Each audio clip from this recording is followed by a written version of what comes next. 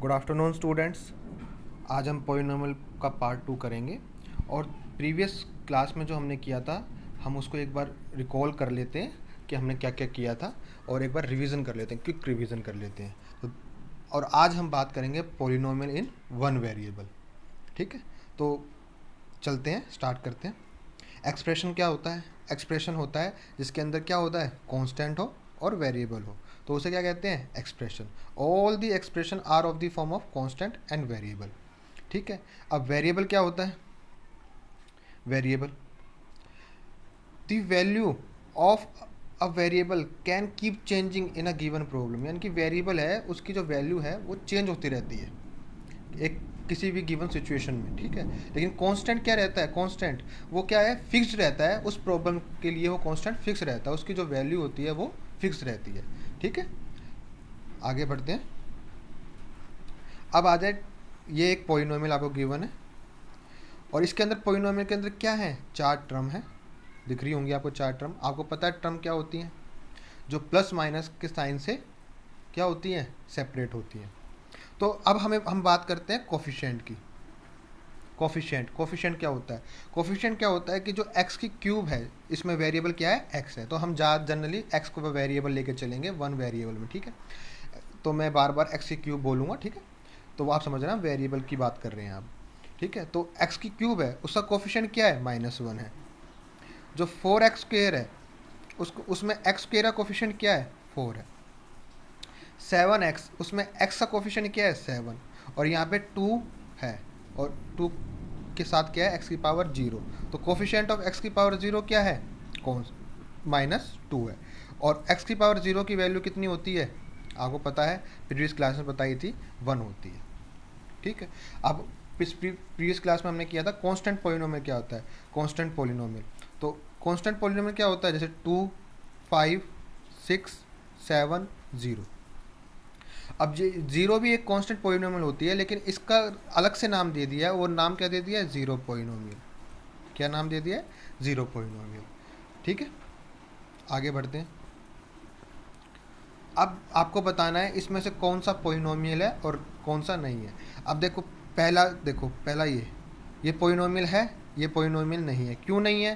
क्योंकि जब ये x की पावर ऊपर जाएगी तो ये x की पावर -1 हो जाएगी, यानी कि जो x की पावर है वो क्या है, होल नंबर नहीं है, होल नंबर नहीं है।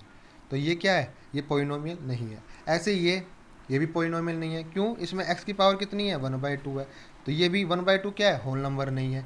ऐसे ही इसमें y की पावर क्या है, 1/3, और वो भी क्या है, होल नंबर नहीं, यानी कि ये तीनों के तीनों पॉलिनोमियल नहीं है।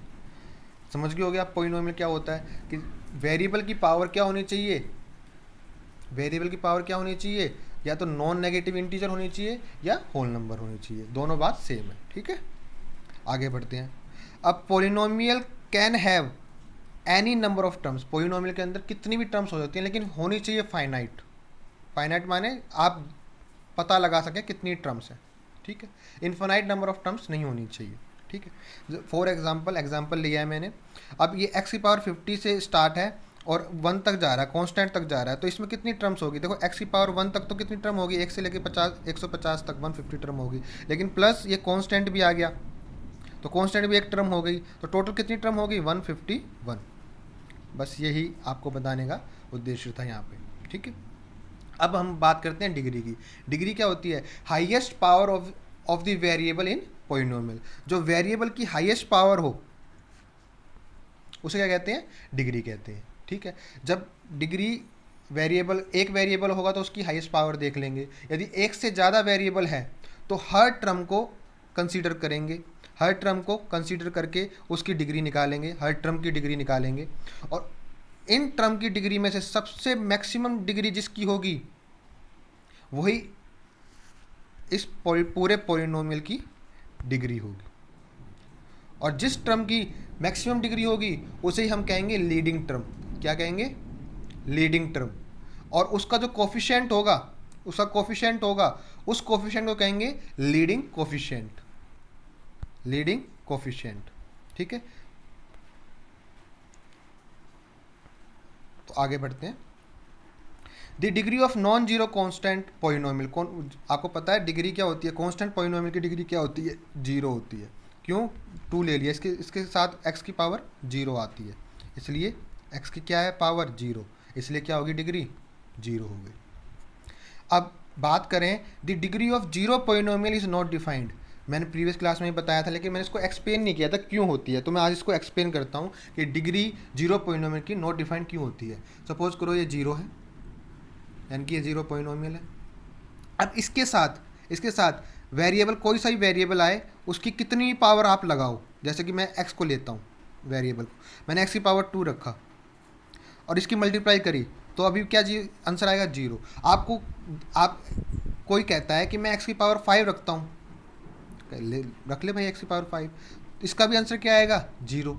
वो कोई कहता है मैं एक्स की पावर टेन रखता हूँ, उसका भी आंसर क्या आएगा जीरो। यदि वो एक्स की पावर टेन मांगता है तो डिग्री कितनी समझेगा वो टेन, यदि वो एक्स की पावर टू मानता है तो डिग्री क्या हो जाएगी टू, यदि वो एक्स की पावर फाइव मानता है। लेकिन हम कह नहीं सकते ना कि आपको मैं सपोज करो जीरो ही दे देता हूँ, अब बताओ डिग्री, आप कहोगे जी हमें क्या पता इसके साथ क्या था और किसके साथ ये मल्टीप्लाई हुआ, किस वेरिएबल की पावर के साथ ये मल्टीप्लाई हुआ कि ये जीरो बना, आप नहीं बता सकते। क्या पता एक्स की पावर 827 हो और उससे जीरो के साथ मल्टीप्लाई हो तो जीरो आंसर आएगा।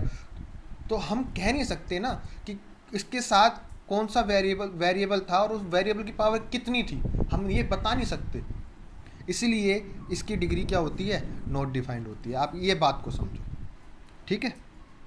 चलो आगे बढ़ते हैं। अब एक बात बतानी है मुझे आपको, जितनी डिग्री होती है, यहाँ पे देखो जैसे कांस्टेंट पोलिनोमियल, इसकी डिग्री कितनी होगी जीरो। डिग्री वन, लीनियर की डिग्री कितनी होती है, लीनियर पोलिनोमियल की डिग्री कितनी होती है वन। यदि मैं कह रहा हूँ एक्स प्लस एट एक लीनियर पोलिनोमियल है, क्यों पोलिनोमियल है, इसकी पावर कितनी है वन है।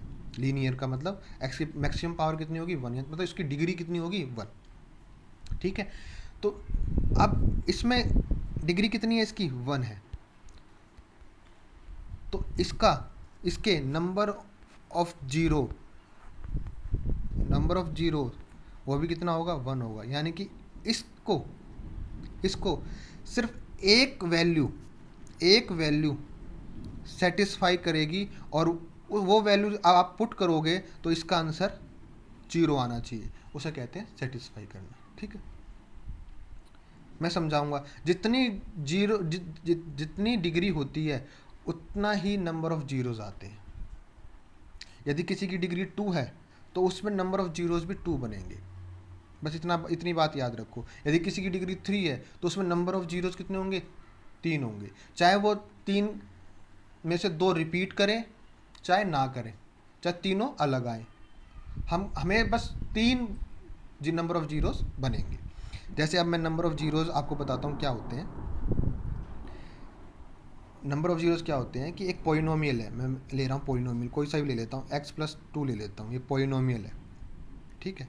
अब हमें बताना है कि x is equal to minus two पे क्या x is equal to minus two इसका नंबर ऑफ जीरोज बनेगा, ठीक है। तो आप क्या कहोगे कि पुट करके देख लेते हैं। यदि x की वैल्यू माइनस टू पुट करके यदि ये इस एक्सप्रेशन की वैल्यू ज़ीरो आ जाए तो ये x equal to minus two इस पोलिनोमियल का जीरो होगा, यानी कि नंबर ऑफ जीरो, यानी कि minus two is a zero of this polynomial, ठीक है। जीरो क्या होता है कि ऐसी वैल्यू x की, ऐसी वैल्यू वेरिएबल की जो पोलिनोमियल में पुट करें तो उस पोलिनोमियल का आंसर जीरो आए, उसे कहते हैं नंबर ऑफ जीरो, ठीक है।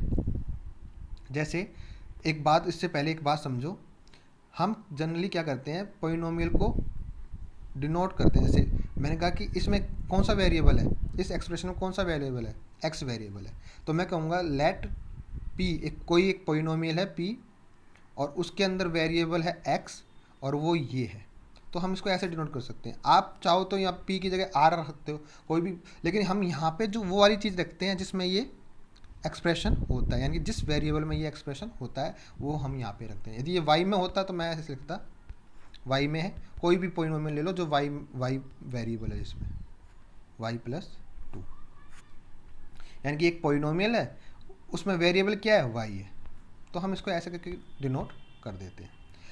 ठीक है, तो आपको नंबर ऑफ जीरोस आपको पता चल गया होगा कि वेरिएबल मैंने x में लिया है, क्योंकि हम x की बात करेंगे। ठीक है, इसको मैं p(x) के बराबर मान लेता हूँ, p(x) = x+2। अब वो भी पूछेगा कि बताओ इसके नंबर ऑफ जीरोस कितने होंगे, नंबर ऑफ जीरो कितने हैं। आपको एक तो दिख गया होगा कि क्या है, लीनियर है, x की इसकी डिग्री कितनी है, 1 है। यदि डिग्री 1 है तो नंबर ऑफ जीरो भी कितना होगा, सिर्फ एक ही होगा। इतना आपको पता चल गया होगा देखते के साथ। ठीक है, डिग्री देखना आपको आता है तो आपको पता चल गया नंबर ऑफ जीरो कितने आएंगे, इसके 1 आएंगे। ठीक है, तो अब मुझे x की ऐसी वैल्यू ढूंढनी है कि जो मैं इसमें पुट करूं और इसका जो आंसर आए वो 0 आ जाएगी। तो मैं क्या करूंगा, इसको x+2 को 0 के बराबर रख दूंगा कि भाई इसका आंसर, इस पूरे का आंसर 0 आना चाहिए। तो x की ऐसी कौन सी वैल्यू होगी, -2 होगी। x की ऐसी -2 वैल्यू होगी जिस पर p(x) जो पॉलिनोमियल है उसका आंसर 0 आए। समझ गए, पहला क्वेश्चन ऐसा। दूसरा ऐसा पूछ सकता है कि बताओ कि x = -2 आपको दे देगा, ये दे दिया, क्या ये x = -2 नंबर ऑफ जीरो है किसका, इस पॉलिनोमियल का। तो आपको देखना पड़ेगा कि मैं इस x की वैल्यू को इसमें पुट करता हूँ तो क्या आंसर 0 आ रहा है, करके देखते हैं। x की जगह पे 0 आ रहा है, यानी कि p(-2) हमें क्या आंसर दे रहा है, 0। यानी कि जहाँ पे x था वहाँ पे -2 पुट करने के बाद 0 आंसर आ रहा है। यानी कि ये जो -2 है ये क्या है, 0 है, किसका, इस पॉलिनोमियल का, इस पॉलिनोमियल का 0 है। ठीक है, बस ये 2 केस बनते हैं, मैंने आपके सामने दोनों केस एक्सप्लेन कर दिए। एक बार पूछेगा नंबर ऑफ जीरोस बताओ, और एक बार कहेगा कि आप वेरीफाई करो कि ये 0 इस पॉलिनोमियल का है या नहीं। ठीक है, मैंने आपको दोनों चीज़ बता दी। सेटिस्फाई करेगा यानी कि आंसर कितना लाएगा, 0 लाएगा उस पॉलिनोमियल का, यदि वो नंबर ऑफ 0 है उस पॉलिनोमियल का तो। ठीक है, आगे बढ़ते हैं, एग्जाम्पल करते हैं और इसको समझते हैं कि ये क्या कह रहा है। Find the zero of the polynomial p(x) = x-1। एक आपको पॉलिनोमियल दे दिया, क्या पॉलिनोमियल है, p(x) = x-1।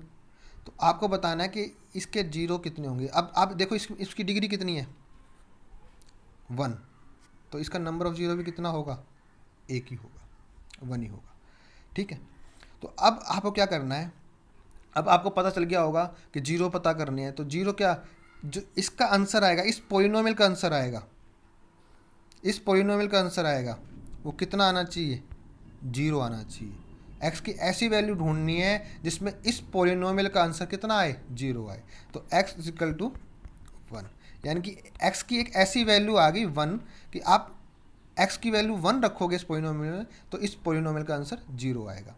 यानी कि अब आप सुनना, यानी कि 1 is the zero of the polynomial this, इस पॉलिनोमियल का 0 है। यदि आप इसी को दूसरी लैंग्वेज में कहना चाहो तो आप कह सकते हो 1 is the root of the polynomial equation. Polynomial equation, तभी भी रूट की बात करेंगे, सुनो आप, तभी भी हम रूट की बात करेंगे तो हम हमेशा उसके साथ पॉलिनोमियल इक्वेशन की बात करेंगे। इक्वेशन की मैंने आपको बताया इक्वेशन और एक्सप्रेशन में क्या डिफरेंस होता है। इक्वेशन = 0 लगी रहती है और एक्सप्रेशन सिंपल फॉर्म। ठीक है, पॉलिनोमियल एक्सप्रेशन सिंपल और पॉलिनोमियल इक्वेशन = 0 लगाएंगे। जब हम रूट की बात करेंगे तो हम हमेशा पॉलिनोमियल इक्वेशन की बात करेंगे, और जब हम 0 की बात करेंगे तो हम पॉलिनोमियल की बात करेंगे, यानी कि पॉलिनोमियल एक्सप्रेशन की बात करेंगे।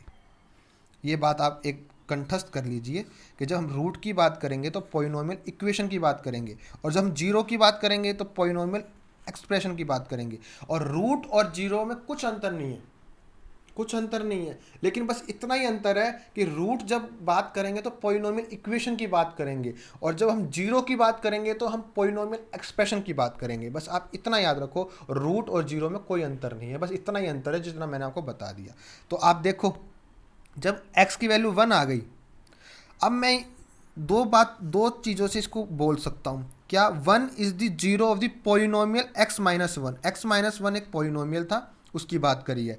और 1 is the root of the polynomial equation x minus one is equal to zero. देखो x minus one is equal to zero, क्योंकि इक्वेशन की बात करूंगा मैं जब रूट की बात करूंगा, और जब मैं जीरो की बात करूंगा तो खाली मैं पॉलिनोमियल एक्सप्रेशन की बात करूंगा। बस इतनी बात को मेरे को आपको समझाना था। आई थिंक आपको समझ में आ गई होगी। अब कुछ इसका एग्जाम्पल ले लेते हैं। मैंने एग्जाम्पल आपके लिए रख रखे हैं, देखिए। P of x is equal to 2 plus 2x plus 1। अब वेरीफाई करना है कि x is equal to minus two पे क्या x is equal to minus two, यानी कि ये माइनस टू है, x की वैल्यू माइनस टू है, क्या ये जीरो है इस पॉलिनोमियल का?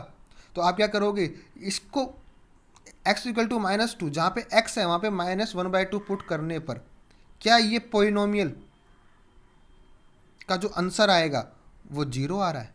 तो करके देख लो। 2x की जगह क्या रखना है, -1/2 प्लस 1, 2 से 2 कट गया, -1 प्लस 1 जीरो, यस आ गया जीरो। यानी कि ये जो -2 है ये जीरो है किसका, पॉलिनोमियल एक्सप्रेशन का, इस पॉलिनोमियल एक्सप्रेशन का, इक्वेशन का नहीं, एक्सप्रेशन का, जीरो की बात कर रहा हूँ। यदि मैं यूं कहूँ -2 is a root of this polynomial equation, equation की बात करूंगा अब मैं, ठीक है। तो आप इस बात को समझो। अब find the zeros of the polynomial, zeros of the polynomial निकालनी है। तो जीरोस ऑफ द पॉलिनोमियल कैसे निकालते हैं कि भैया x की ऐसी वैल्यू आनी चाहिए जिस पर इसका आंसर किसके बराबर आ जाए, जीरो के बराबर आ जाए। x की ऐसी वैल्यू ना, क्योंकि हम वेरिएबल x लेके चल रहे हैं। तो 3x minus two is equal to zero, तो x की वैल्यू कितनी आ जाएगी, 2/3। यानी कि 2/3 is the zero of the polynomial this, इस पॉलिनोमियल का जीरो है। या फिर 2/3 is the root of the polynomial equation 3x minus two is equal to zero, इस इक्वेशन का, या फिर p of x is equal to zero का रूट है, ठीक है। आप ये बात समझो, ठीक है। नेक्स्ट देखो, एक ये क्वेश्चन देखो। अब इसके रूट निकालने हैं। अब ये क्या है भाई, इसमें डिग्री कितनी है, डिग्री 2 है इस पॉलिनोमियल की। तो इसके नंबर ऑफ जीरोज कितने बनेंगे, इसके नंबर ऑफ जीरोज भी कितने बनेंगे, 2 बनेंगे। ये बात आप याद रखो। जितनी डिग्री होती है, जितनी डिग्री होगी उस पॉलिनोमियल की, नंबर ऑफ जीरोज भी उतने आएंगे, चाहे वो नंबर ऑफ जीरोज रिपीट करें चाहे ना करें। या तो नंबर ऑफ जीरोज बराबर हो सकते हैं या दोनों अलग अलग हो सकते हैं, कुछ भी हो सकता है, लेकिन हमें आएंगे कितने नंबर ऑफ जीरोज, 2 ही। तो अब इस क्वेश्चन को करते हैं, नंबर ऑफ जीरोज कितने आने चाहिए, 2।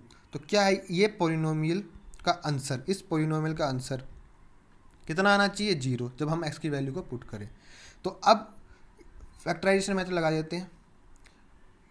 मिड टर्म स्प्लिट मेथड होता है, मिडल टर्म को क्या कहते हैं, स्प्लिट करते हैं, ठीक है। तो मल्टीप्लाई करने में कितना आना चाहिए, 4 आना चाहिए, और प्लस करने पे -4, तो 2 2 जा 4 बनता है। तो x² -2x plus 4 is equal to 0। देखो हो गया ना, स्प्लिट हो गया ना, मिडल टर्म स्प्लिटिंग मेथड या फैक्टराइजेशन मेथड। तो अब फैक्टर बनाएंगे इसके। अब इन दोनों में से इन दोनों को देखो, इन दोनों को देखो, और फिर इन दोनों को देखना। अब इन दोनों को देखो, इन दोनों में से क्या कॉमन आ रहा है, x कॉमन आ रहा है। x अंदर क्या बच जाएगा, x माइनस 2। अब यहाँ देखो -2 कॉमन आ गया, तो अंदर क्या बच जाएगा, x माइनस 2। अब इसमें से और इसमें से क्या कॉमन आ रहा है, x माइनस 2 कॉमन आ रहा है, और x माइनस 2 यहाँ बराबर 0। तो या तो ये 0 होगा, और 0 की जिससे मल्टीप्लाई करेंगे तो 0 आंसर आएगा, या ये 0 होगा, 0 की मल्टीप्लाई करेंगे तो क्या आंसर आएगा, ये दोनों 0 होंगे। बस ये 3 कंडीशन ही हो सकती है। यदि x माइनस 2 0 हो जाएगा तो x की वैल्यू क्या आ जाएगी, 2 आ जाएगी, और अगले में फिर ये 0 हो जाएगा तो x की वैल्यू कितनी आएगी, 2। यानी कि दोनों 2 डिग्री आ गई, 2 डिग्री थी इसकी पोलिनोमियल की, तो इसके रूट कितने आगे, 2 आगे। पोलिनोमियल इक्वेशन के रूट कितने आगे, 2 आगे। और नंबर ऑफ जीरोस पोलिनोमियल के कितने आगे, 2 आगे। और वो दोनों कैसे हैं, सेम है, उससे कोई फ़र्क नहीं पड़ता। अब आपको पता चल गया होगा कि निकालना कैसे है। और एग्जाम्पल देंगे, मैंने तो सिर्फ आपको अभी एग्जाम्पल के तौर पर ये समझाया है कि नंबर ऑफ जीरोस निकालते कैसे, ठीक है, और नंबर ऑफ जीरोस होते क्या हैं, ठीक है। चलिए आगे बढ़ते हैं और अब करते हैं लॉन्ग डिवीज़न मेथड। तो लॉन्ग डिवीज़न मेथड क्या होता है कि एक पॉलिनोमियल को दूसरी पॉलिनोमियल से डिवाइड करना। इसकी कंडीशन क्या होती है मैं आपको बताता हूँ। ये ऊपर वाला जो होता है न्यूमिनेटर में, उसे कहते हैं हम डिविडेंड, डिविडेंड। और नीचे वाला जो होता है उसे क्या कहते हैं, डिवाइज़र। क्या कहते हैं, डिवाइज़र। तो एक कंडीशन होती है, उस कंडीशन को याद रखो कि degree of dividend, degree of dividend is always greater than equal two degree of divisor, degree of divisor, divisor.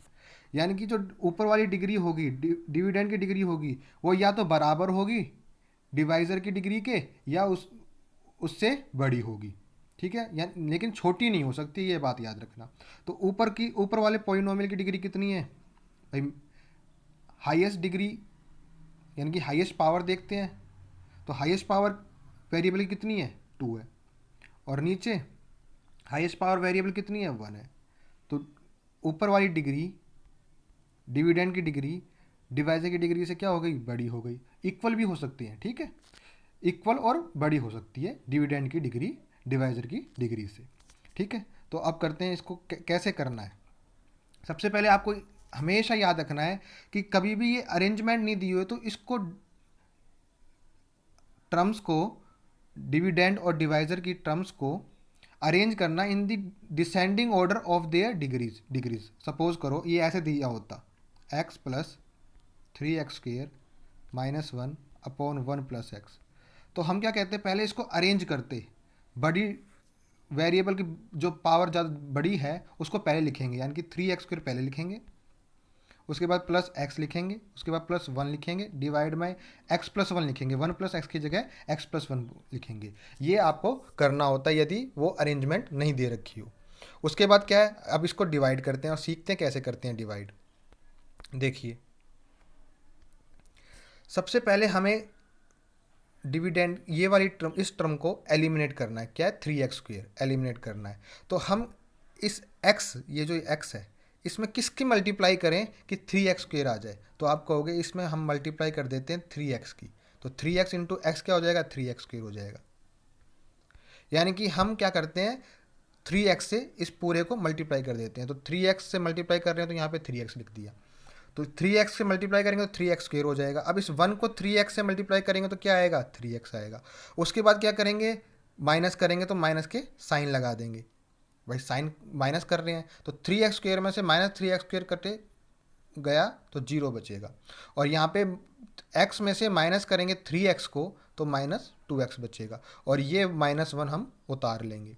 अब हमें क्या बनाना है, -2x बनाना है। अब इस x को किससे मल्टीप्लाई करें कि -2x बन जाए। आप कहोगे -2 से मल्टीप्लाई कर दो, -2 into x is equal to -2x हो जाएगा। तो यहाँ पे -2 लिख देंगे क्वेश्चन में, और हमने -2x, अब की बार इसको एलिमिनेट करना है, ठीक है। जो ऊपर हो सेम टू सेम बनाना है। अब क्या बच गया, रिमाइंडर क्या बच गया, 1। ये वाला क्या होता है, रिमाइंडर होता है, आपको पता है।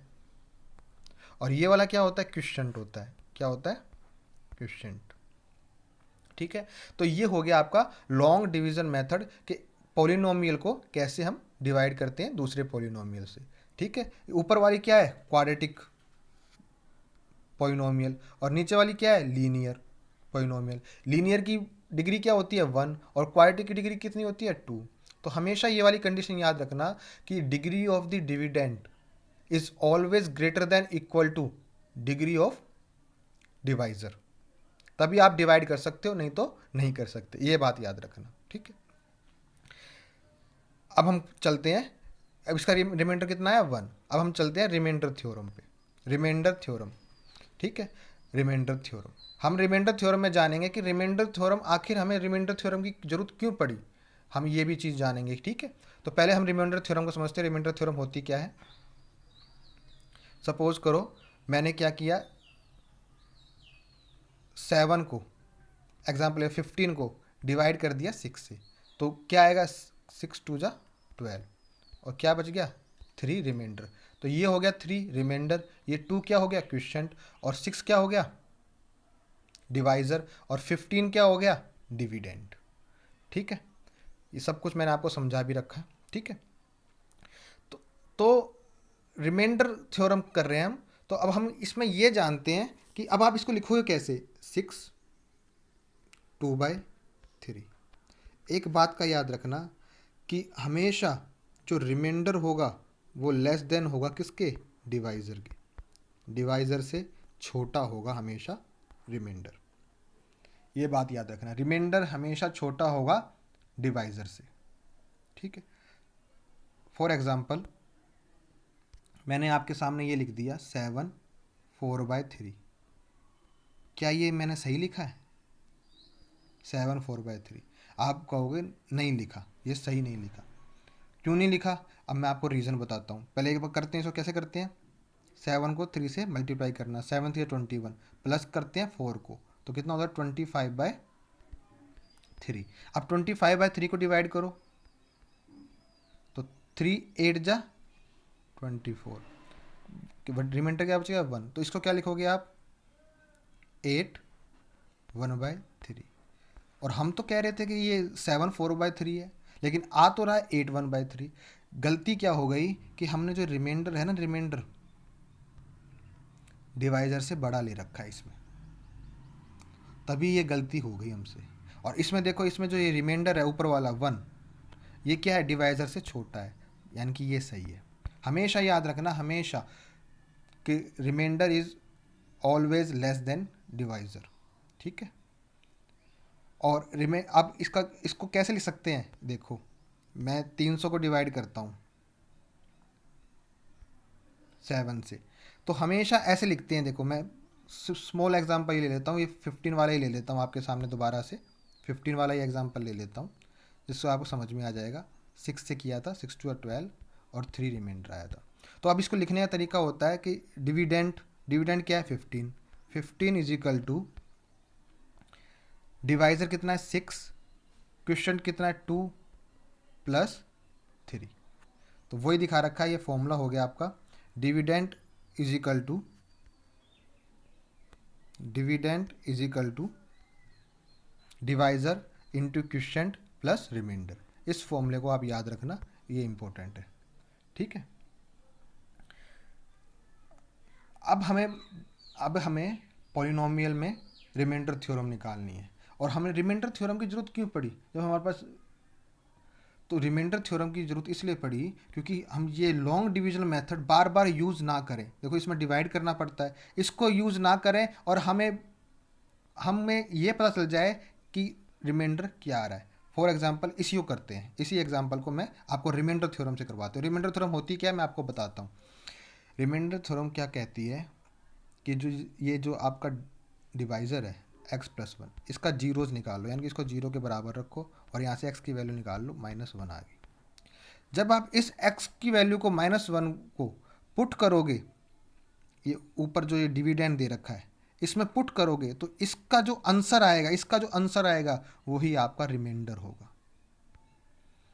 दोबारा रिपीट करता हूँ, x+1 को आपने 0 के बराबर रख दिया, तो यहाँ से आपने क्या लगा लिया, 0 निकाल लिया। इस पॉलिनोमियल के x+1 की पॉलिनोमियल का 0 निकाल लिया, मतलब आपने x की वैल्यू निकाल ली। अब आप इस x की वैल्यू को डिविडेंड में रखते हो, डिविडेंड मतलब ऊपर वाला 3x² + x - 1, इस वाले पॉलिनोमियल में रखते हो, तो इसका जो आंसर आएगा वही आपका रिमाइंडर कहलाएगा, ठीक है। करते हैं, अब -1 आया, अब इस -1 को मैं यहाँ पे पुट करता हूँ 3x² में। 3x² का मतलब 1 -1 पुट करना है, 1 का स्क्वायर हो जाएगा, प्लस x की जगह -1 रखना है तो -1 रख दिया, -1, ठीक है। जहाँ जहाँ x था वहाँ पे मैंने -1 रख दिया, ठीक है। अब -1 का स्क्वायर कितना हो जाएगा 1, तो 3 × 1 3, प्लस -1 प्लस माइनस माइनस तो -1 हो जाएगा, और -1 ये है ही है, तो 3 - 2 क्या आ गया 1। तो यही आपका क्या होगा, रिमाइंडर होगा, यही आपका रिमाइंडर होगा। और रिमाइंडर देखो लॉन्ग डिवीजन मेथड से भी कितना आ रहा था, 1 ही आ रहा था। तो बार बार हमें लॉन्ग डिवीजन मेथड यूज़ ना करना पड़े और हमें रिमाइंडर पता चल जाए, तो इसलिए ये शॉर्टकट है रिमाइंडर पता लगाने का बाय यूजिंग रिमाइंडर थ्योरम। ठीक है, चलो इसके इसके बेस पर और थोड़े क्वेश्चन कर लेते हैं जिससे आपको अंडरस्टैंडिंग हो जाएगी कि ये रिमाइंडर थ्योरम होती क्या है। ठीक है, चलो क्वेश्चन करते हैं। Find the remainder without division when, without division method का यूज़ करके हमें निकालना है। और आपको क्या दिया हुआ है, ये पॉलिनोमियल दिया हुआ है, इसको डिवाइड करना है x-10 से। तो आप पहले क्या करोगे, x-10 को इक्वल टू 0 रखोगे, यहाँ से 0 की वैल्यू निकालो, x इक्वल टू 10, यानी कि ये x की वैल्यू कितनी, 10। अब इस x की वैल्यू को, इस x की वैल्यू को आप इसमें पुट करोगे और जो इसका आंसर आएगा, इस पॉलिनोमियल में पुट करने के बाद जो इसका आंसर आएगा वही आपका क्या होगा, रिमाइंडर होगा। तो अब करते हैं पुट, जहाँ जहाँ एक्स है वहाँ क्या लिखना है, 10 लिखना है। ठीक है, तो लिखें, ठीक है। तो 8 10 का स्क्वायर प्लस 5 इंटू 10 प्लस 1। तो 10 का स्क्वायर 100, 100 को 8 से मल्टीप्लाई करोगे तो कितना आएगा, 800 प्लस 10 5 ज़ा 50 प्लस 1। तो 800 प्लस 50 850 प्लस 1 851। तो 851 आपका क्या आ गया, रिमाइंडर आ गया। जब आप इस पॉलिनोमियल को डिवाइड करोगे x-10 से तो रिमाइंडर कितना आएगा, 851 आएगा। ठीक है, नेक्स्ट क्वेश्चन करते हैं।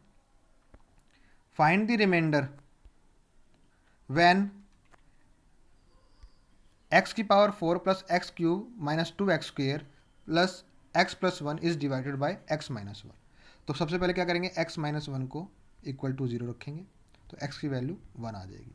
अब इस 1 को पुट करेंगे इस पॉलिनोमियल में, इस पॉलिनोमियल में, और इस पॉलिनोमियल का जो आंसर आएगा 1, x की वैल्यू 1 पुट करने में, वही आपका क्या होगा, रिमाइंडर होगा। तो करें पुट, जहाँ जहाँ x है वहाँ क्या लिखना है, 1 लिखना है। तो 1 की पावर 4 1 रहेगा, प्लस 1 की पावर 3 1 रहेगा, माइनस 2 1 का स्क्वायर 1 ही रहेगा, प्लस 1 प्लस 1।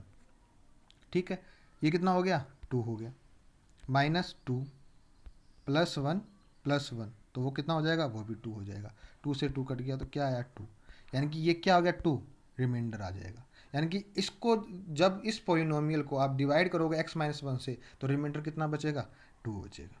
ठीक है, आई थिंक आपको रिमाइंडर थ्योरम समझ में आ गई होगी होती क्या है। अब बात करते हैं हम फैक्टर थ्योरम की। फैक्टर थ्योरम क्या होती है, समझना फैक्टर थ्योरम क्या होती है। फैक्टर क्या होता है, सबसे पहले बात करेंगे फैक्टर क्या होते हैं। तो मैं आपको फैक्टर बताता हूँ क्या होते हैं। जैसे कि मैं 12 को डिवाइड कर रहा हूँ 6 से, तो 12 को 6 से डिवाइड करेंगे तो 6 × 12, रिमाइंडर क्या बचा, 0। जब रिमाइंडर 0 बच रहा है यानी कि 6 जो 6 है वो फैक्टर है 12 का, यानी कि 12 के अंदर एक 6 आपको मिलेगा ही मिलेगा। समझ रहे हो मेरी बात को, आप कह सकते हो 6 इज अ फैक्टर ऑफ 12, या आप ये भी कह सकते हो 12 is a multiple of 6, 12 is a multiple of 6, क्योंकि 12, अब 12 के फैक्टर निकालते हैं। 12 के फैक्टर क्या होते हैं, फैक्टर में बता रहा हूँ आपको। 12 के फैक्टर जो 12 को पूर्णतः डिवाइड करें, यानी कि कंप्लीटली डिवाइड करें 12 को, वो 12 के फैक्टर होंगे। ठीक है, जो रिमाइंडर 0 बचाएंगे जब 12 को डिवाइड करेंगे। जैसे 1 12 को पूरा डिवाइड करेगा, 2 के बाद 3 पूरा डिवाइड करेगा और रिमाइंडर क्या बचेगा, 0 बचेगा। 4 6 एंड 12। अब ये सारे के सारे किसके, 12 के फैक्टर हो गए। किसके फैक्टर हो गए, 12 के फैक्टर हो गए। कितने फैक्टर हो गए, देखो 1 2 3 4 5 6, 6 फैक्टर हो गए 12 के। कितने फैक्टर हो गए, 6 फैक्टर हो गए 12 के। लेकिन आपको क्या दे रखा, आपको तो ये 6 दे रखा था। बताओ 6 फैक्टर है या 12 का, नहीं है, आपको तो ये बताना था। आपने क्या करके देखना है, आपने सिर्फ ये करके देखना है कि क्या 6 12 को कंप्लीटली डिवाइड कर देता है। डिवाइड करने पर रिमाइंडर 0 बचना चाहिए, तो वो क्या हुआ, कंप्लीटली डिविजिबल डिवाइड कर देगा ठीक है। तो 12 को यदि 6 कंप्लीटली डिवाइड कर देता है तो 6 इज अ फैक्टर ऑफ 12। ठीक है, ये बात याद रखना। यानी कि फैक्टर क्या होते हैं कि जो फैक्टर, जैसे 2 फैक्टर है या नहीं है 12 का, तो यानी कि जब हम 12 को डिवाइड करेंगे 2 से तो रिमाइंडर 0 बचना चाहिए। यदि 0 बच रहा है तो वो फैक्टर है 12 का, यानी कि 2 फैक्टर है 12 का यदि 0 बच रहा है, और यदि नहीं बच रहा है तो फैक्टर नहीं है। बस इस बात को याद रखना है आपको। ठीक है, अब फैक्टर्स के क्वेश्चंस कैसे करने हैं उस बात पे आप गौर कीजिए कि फैक्टर के क्वेश्चन कैसे करने हैं। सपोज करो मैं आपको यहीं पे बताता हूँ, उसी एग्जाम्पल को लेके बताता हूँ, इसी एग्जाम्पल को लेके। अब आपको ये पता लगाना है कि x+1 फैक्टर है इसका। यदि ये फैक्टर तभी हो सकता है जब x+1 पूरा डिवाइड कर दे किसको, 3x² प्लस x-1 को, तभी ये फैक्टर होगा। यानी कि रिमाइंडर 0 बचना चाहिए, लेकिन इस केस में रिमाइंडर क्या बच रहा है, 1 बच रहा है, रिमाइंडर 0 नहीं बच रहा। तो यानी कि x+1 फैक्टर नहीं है किसका, 3x² प्लस x-1 का, नहीं है फैक्टर। फैक्टर होता तो पूरा डिवाइड करता और रिमाइंडर क्या बचता, 0 बचता। इस बात को आप याद रखो। ठीक है, अब फैक्टर के क्वेश्चंस करते हैं, तो मैं आपको बताऊंगा कैसे करते हैं क्वेश्चंस, कैसे करते हैं फैक्टर के। एग्जांपल ले लेते हैं। आपको ये पॉलिनोमियल गिवन है x³ plus 3x² plus 5x plus 6, और बताना है कि ये जो x+2 है, x+2 क्या ये फैक्टर है इस पॉलिनोमियल का, इस पॉलिनोमियल का। तो आपको क्या करना है, x+2 बराबर 0, तो यहाँ से 0 क्या आ जाएगी, -2। यदि x की वैल्यू आप -2 इसमें पुट करते हो, ठीक है, -2 इसमें पुट करते हो, तो क्या है, क्या आता है, रिमाइंडर आता है। लेकिन वो रिमाइंडर क्या आना चाहिए, 0 आना चाहिए। यानी कि इसका जो आंसर आना चाहिए वो क्या आना चाहिए, 0 आना चाहिए। यदि 0 आता है तो x+2 फैक्टर है इस पॉलिनोमियल का। यदि 0 नहीं आता तो x+2 फैक्टर नहीं है इस पॉलिनोमियल का। बस इतना याद रखना है। तो करें एक बार, जहाँ जहाँ क्या है, जहाँ जहाँ x है वहाँ क्या पुट करना है, -2। तो करते हैं, -2 का क्यूब, -2 का क्यूब कितना हो जाएगा, -8 प्लस 3 इंटू 2 का स्क्वायर 4 प्लस 5 इंटू -2, -2 करोगे तो क्या आ जाएगा, -10। ठीक है, -2 पुट करना था ना, प्लस 6। ठीक है, तो -8 है, -10 तो कितना हो गया, -18।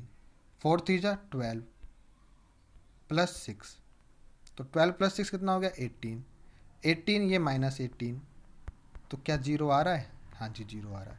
इसका मतलब x+2 फैक्टर है इस पॉलिनोमियल का, इस पॉलिनोमियल का फैक्टर है क्या, x+2। ये बात समझ में आ गई। अब आपको बताना है x+2, क्या x+2 इस पॉलिनोमियल का फैक्टर है, इस पॉलिनोमियल का। तो आप कहोगे x+2 is equal to 0, x is equal to -2, क्योंकि हम क्या निकालते हैं, इस पॉलिनोमियल का 0 निकालने की कोशिश कर रहे हैं, और वो 0 x इक्वल टू -2 आ रहा है। अब ये -2 की वैल्यू को, x की वैल्यू को यहाँ पे पुट करेंगे तो इससे क्या आएगा, रिमाइंडर आएगा, और वो किसके बराबर आना चाहिए, 0 की। यानी कि जो इसका आंसर आएगा वो कितना आना चाहिए, 0 आना चाहिए, तभी फैक्टर बनेगा। ठीक है, क्योंकि ये क्या देगा, रिमाइंडर। तो -2 पुट करो 2 की जगह पे, 2 मल्टीप्लाई -2 तो -4 प्लस 4, यानी कि 0 आ रहा है। यानी कि x+2 फैक्टर है 2x प्लस 4 का, इसका फैक्टर है, ये है फैक्टर। तो फैक्टर इसे कहते हैं। चलो एक क्वेश्चन और करते हैं। Find the value of k की वैल्यू निकालनी है। x minus is a factor of 4x³ plus 3x² minus 4x plus k। कह दिया इसने कि x-1 फैक्टर है। यदि x-1 फैक्टर है तो x इक्वल टू 1, यानी कि x इक्वल टू 1 पुट करने पर, किसमें, इसमें x इक्वल टू 1 पुट करने पर इस पोलिनोमियल में, तो इसका आंसर कितना आएगा, 0 आएगा। यानी कि x की वैल्यू पुट करूंगा तो ये किसके बराबर पहुंच जाएगा, 0 के बराबर हो जाएगा। तो करते हैं इसकी x की वैल्यू 1 पुट। तो 4 1 करेंगे तो क्या हो जाएगा, 1 का क्यूब 1 ही रहेगा, प्लस 3 1 का स्क्वायर 1 ही रहेगा, -4 into 1 4 plus k is equal to क्या हो जाएगा, 0, क्योंकि पुट करने के बाद जो इसका आंसर आएगा वो बराबर 0 आना चाहिए, तभी तो फैक्टर होगा, नहीं तो फैक्टर नहीं होता। रिमाइंडर 0 आना चाहिए ना, तो इक्वल टू 0 रख दिया। अब यहाँ से के की वैल्यू निकालेंगे, 4 से 4 कट गया, तो के की वैल्यू क्या आ गई, -3, यानी कि के की वैल्यू क्या होनी चाहिए थी, -3 होनी चाहिए थी इस पॉलिनोमियल में। ऐसे करना है क्वेश्चन। नेक्स्ट क्वेश्चन देखो, अब हम नेक्स्ट क्वेश्चन कर रहे हैं, factorise 6x² + 17x + 5 by splitting the middle term.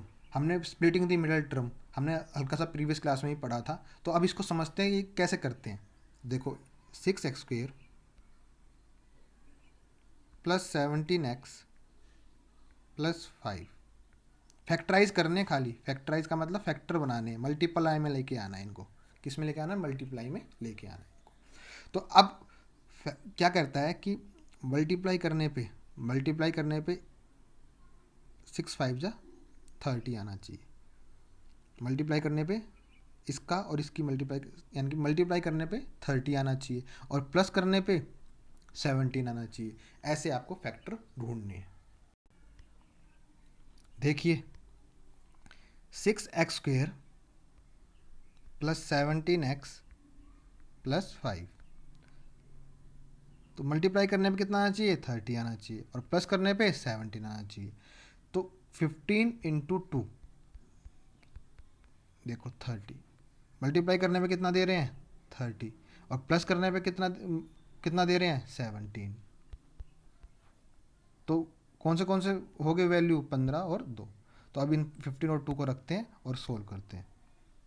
6x² + 17x + 5, तो 6x² + 15x + 2 + 5, 2x। तो अब इसमें से देखो क्या कॉमन आ रहा है, इसमें से क्या कॉमन आ रहा है, 3 कॉमन आ रहा है और x कॉमन आ रहा है, तो यहाँ बन जाएगा 2x + 3,